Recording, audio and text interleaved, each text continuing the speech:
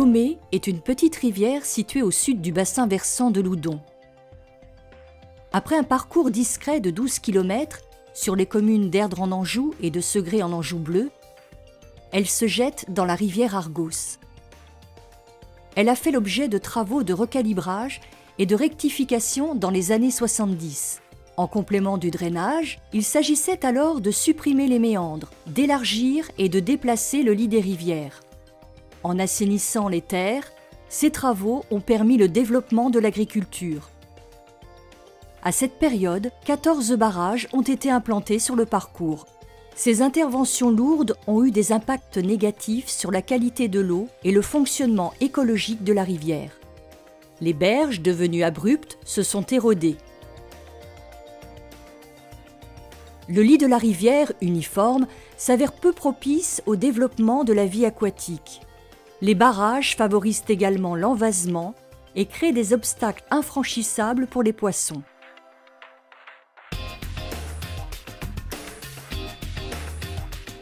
Fort de ce constat, le syndicat du bassin de l'Oudon a mis en œuvre un programme d'action visant à restaurer le bon état écologique de l'Aumé.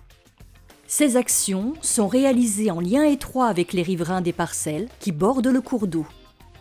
Dans un premier temps, il s'agit d'entretenir la végétation des berges et de retirer les débris qui obstruent la rivière. Ces travaux sont réalisés par des associations d'insertion. Les branchages broyés serviront de paillage pour éviter l'utilisation de désherbants chimiques. Le syndicat procède également à des plantations d'arbres et arbustes lorsque des berges sont trop nues. Deuxième phase des travaux. L'effacement des barrages qui font obstacle à la libre circulation des poissons et des sédiments. 12 des 14 barrages ont ainsi été retirés.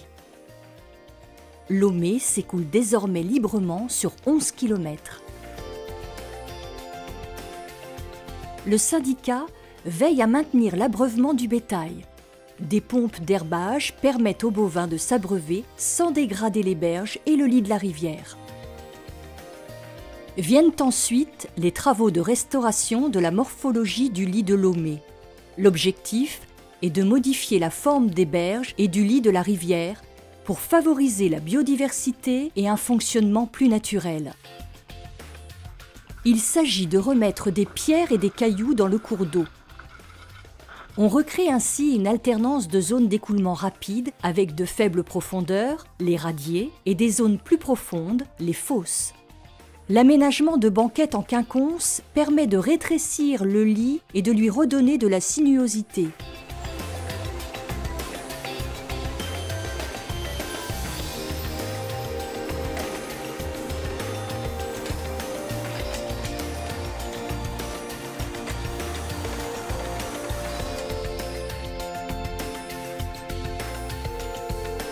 Ces aménagements dynamisent la vie aquatique qui y trouve le gîte et le couvert.